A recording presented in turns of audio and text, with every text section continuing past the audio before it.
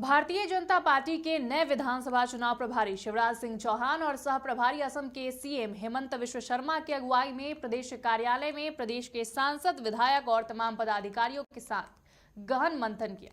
मंथन के बाद ये तय हुआ कि प्रदेश अध्यक्ष बाबूलाल मरांडी के नेतृत्व में भाजपा विधानसभा चुनाव लड़ेगी और जीत भी हासिल करेंगी। अब देखना है कि भाजपा के इस दावे में कितना दम है। देखिए इस पर हमारी एक खास रिपोर्ट। 2024 के अंत में झारखंड में विधानसभा चुनाव होना है और हालिया लोकसभा चुनाव के नतीजे पर भाजपा इतरा जरूर रही है, लेकिन 2019 के परिणाम को देखें तो भाजपा और सहयोगी पार्टी ने 12 सीट पर विजय हासिल की थी, लेकिन इस चुनाव में एनडीए 9 सीटों पर सिमट कर रह गई। लेकिन भाजपा इस हार के बाद भी अपनी जीत देखती है और विधानसभा चुनाव में जीत का दावा कर रही है। अब झारखंड को कुशासन से मुक्त करना है। आज विस्तार से बैठक हुई है, चर्चा हुई है। बाबूलाल जी के नेतृत्व में पूरी टीम काम करेगी और हेमंता जी और हम इस टीम को सहयोग करने आए हैं। कार्यकर्ताओं में जो आज हमने आत्मविश्वास देखा,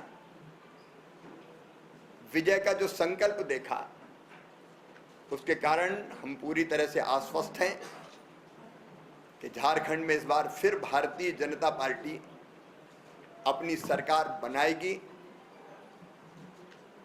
झारखंड की सरकार हिंदुस्तान की सबसे भ्रष्ट और सबसे घटिया, सबसे खराब सरकार है।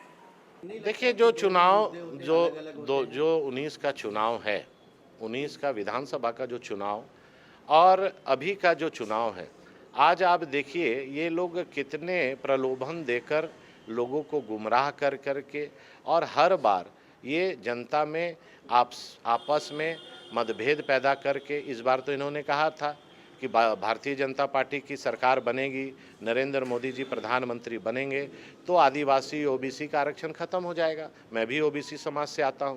क्या ओबीसी का, एसटी का, एससी का आरक्षण खत्म हुआ? बल्कि हमारी पूर्ण बहुमत की सरकार उड़ीसा में बनी और हमारे आदिवासी मुख्यमंत्री को वहां पर पहली बार मौका देने का काम भारतीय जनता पार्टी ने किया। हमारे छत्तीसगढ़ में मुख्यमंत्री आदिवासी समाज से बनाकर सोए जी को मुख्यमंत्री बना के मजबूत करने का काम किया। राष्ट्रपति हमारी यहाँ की नतनी उड़ीसा की बेटी आदरणीय द्रौपदी मुर्मू जी को राष्ट्रपति बनाकर भारतीय जनता पार्टी ने काम किया। कांग्रेस आज तक केवल ठगी है और अगर सम्मान कोई दिया है और आगे बढ़ाने का काम किया है तो भारतीय जनता पार्टी ने किया है। भाजपा के इस दावे को राजनीतिक जानकार भी हल्के में नहीं ले रहे हैं। रांची से प्रकाशित एक अखबार के मुख्य संपादक का मानना है कि चुनाव सिर्फ विकास के मुद्दे से नहीं जीता जा सकता, फिर हेमंत सोरेन सरकार हो या वर्तमान चंपई सोरेन सरकार। राज्य में आदिवासी समाज को ध्यान में रखकर योजना बनती रही है और उनका मुख्य टारगेट आदिवासी वोटर्स ही हैं। ऐसे में गैर आदिवासी वोटर्स भाजपा या एनडीए की ओर ही रुख करेंगे। कुल मिलाकर अभी के समीकरण के अनुसार भाजपा के दावे को कम नहीं आंका जा सकता।